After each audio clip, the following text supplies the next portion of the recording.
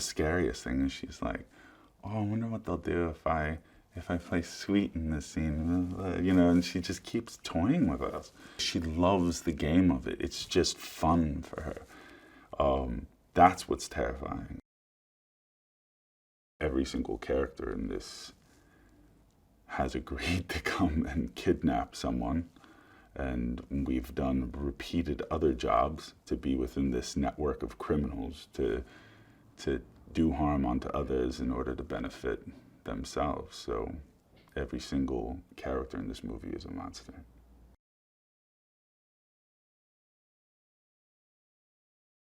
Sammy's a little bit of a mystery.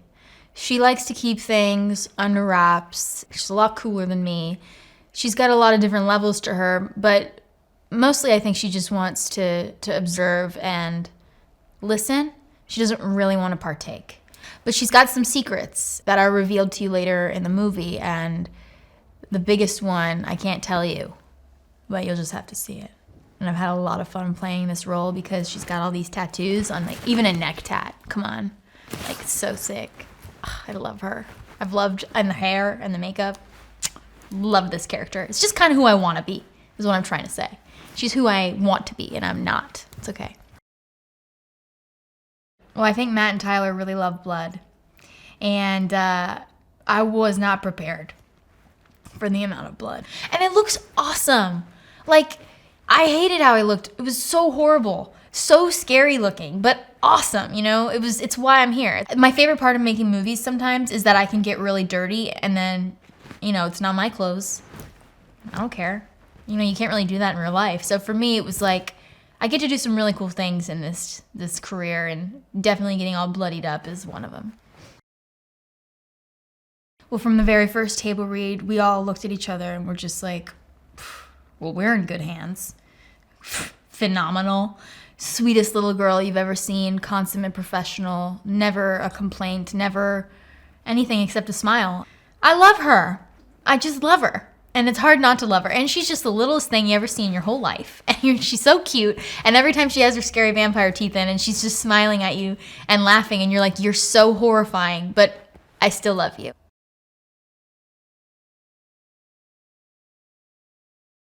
When we were first reading Abigail, it was just clear from the start that was one of the things that was this, like, the feature of what was cool about it, is that you had this really confident, really tense heist movie, and it collides with a monster movie.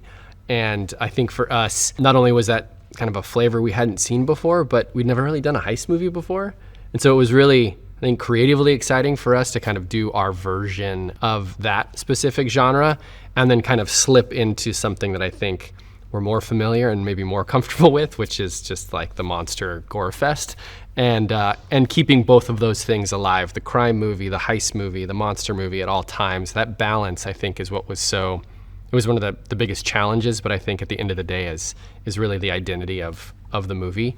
And that was really clear very early on from the script stage. The other thing that really attracted us to the script was the characters felt very unique, and it felt like there was a lot of opportunity for us, for Guy and Steven, for the actors to kind of work together to build these very, very specific characters. And I think that's something we always look forward to. And when we're working on anything, is like, what's the big fun kind of genre hook? And then how can we make these characters really cool? Early on, we had a lot of conversations about, well, how are we going to handle the mythology and the lore behind vampires? And I mean, there is a version of this script that you could set in any time period. For us, there was an opportunity to not only modernize what a vampire is, but also set the movie in a way that the characters themselves within the film are aware of the other vampire movies and the other bits of vampire lore that exist. And I think that was a really fun opportunity for us to kind of take all of the rules, the things that you know, maybe the things that you don't know, have the characters unpack them and have a conversation about them in the movie itself, and then totally flip those things on their head. We also got to kind of learn the lore and the rules of our movie with the characters as they figure it out. So it's not like, we really wanted to make sure we didn't have like a big rule dump. An exposition. Yeah, a big expositional scene where then you work from there. We were like, cool, they just discovered there's a vampire as we discover there's a vampire. And then now let's see how that plays out. Yeah, and it's not like the movie takes place over a series of like weeks or months. So there's no time to learn any of that stuff other than just in the experience, in the experiencing of it with the characters. We saw a bunch of tapes, and Alicia was one of them. So when we saw her tape, I mean, it was clear that she was amazing and that she was like at the top of the list. And then our first Zoom with her, I think that what you always hope for is that you also see a real kindness and a real curiosity.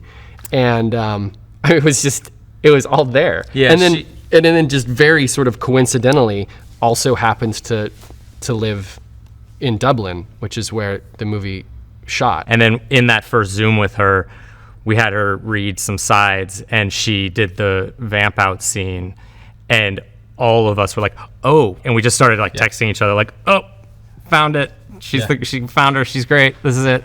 We got it. It's like there was like a fearlessness. Yeah. She was like a monster. And then the second she was done, she was like, okay, was that nice? You know, she's just so sweet and like gentle and kind.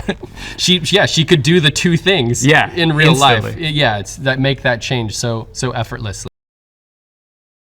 We hadn't made a monster movie before, like a straight up monster movie. Yeah. So the opportunity to make a monster movie at Universal was like a no-brainer for us. We were like, oh, hey, yes, please. Absolutely.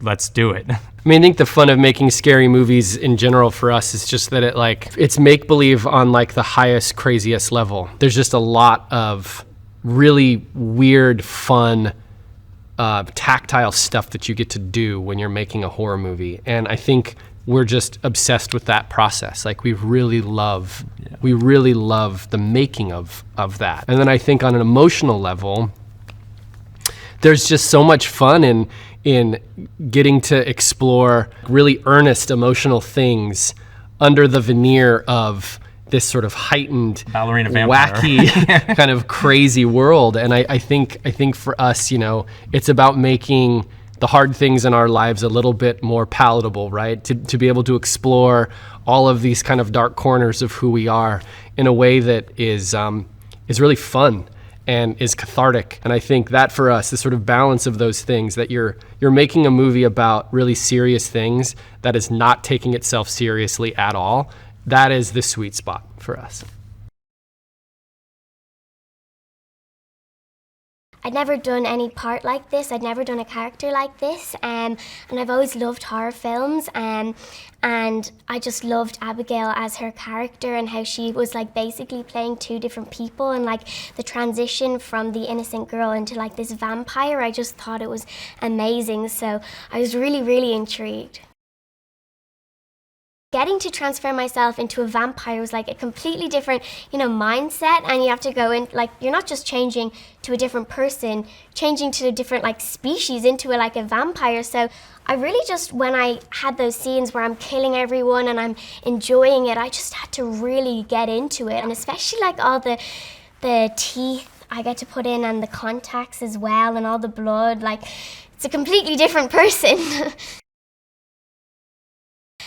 But I love trying things new, and especially when I heard there was loads of stunts, I was so determined and eager to try and do all the ones that I could do myself. My favorite one, I think, so far was when I got to walk on the railings. I also did a scene last week where I started levitating, which was really, really weird. Like, you don't really realize it until you're literally up there, like, flying. Like, it's really odd, but it's so much fun. Like, it's so fun.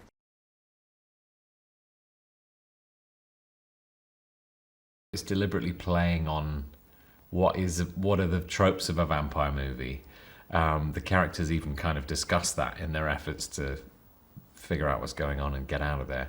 They have to collectively draw on their knowledge of vampires in popular culture to try and defeat this thing. To all intents and purposes, he's sort of the team leader. He's been sort of appointed this by this guy Lambert, who's sort of charged him with running this team.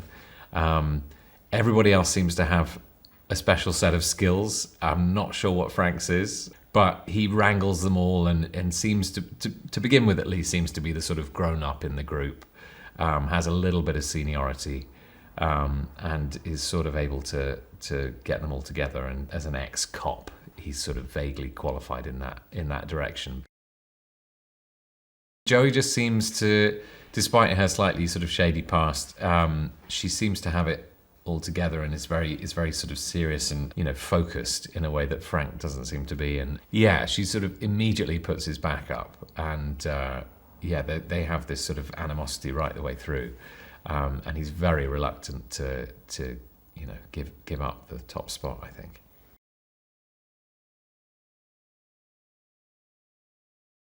This band of like misfit kidnappers gets thrown together. None of them know each other, and they're just hired for one night, a 24-hour job. They're gonna kidnap this like millionaire's daughter. They don't know who though, and they're just instructed to bring her to this like abandoned house and wait.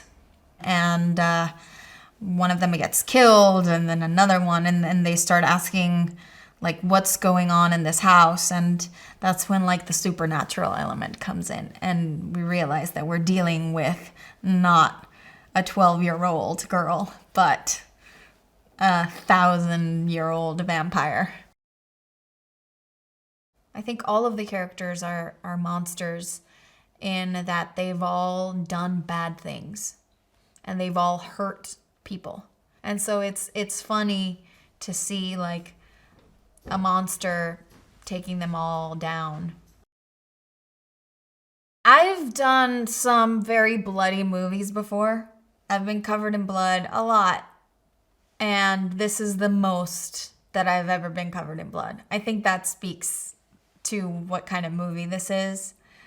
I think also Matt and Tyler love blood. They're always calling for more. And which you wouldn't expect if you met them, because they're the sweetest, nicest guys on the planet. And I think we're going all out in this movie. They're two bodies and one brain. It's really amazing how in sync they are. They're best friends, and you can feel the love between them, and you can feel the excitement for what they're doing, and they divide and conquer. They're very well prepared. Things come up where you have to like kind of change plans. It's always like the smoothest that it can be. We block with both of them, but when we start shooting, it's mostly like Matt gives the actors notes and Tyler gives camera notes. And so it's very effective and very quick, and we can go right away again. And it's a very beautiful way that they work, in a very loving and fun environment that they create on set. And they're very encouraging and very collaborative, and they let us play. They always want to see what we can come up with and then go from there and guide us from there, which is, I think, an amazing way to work.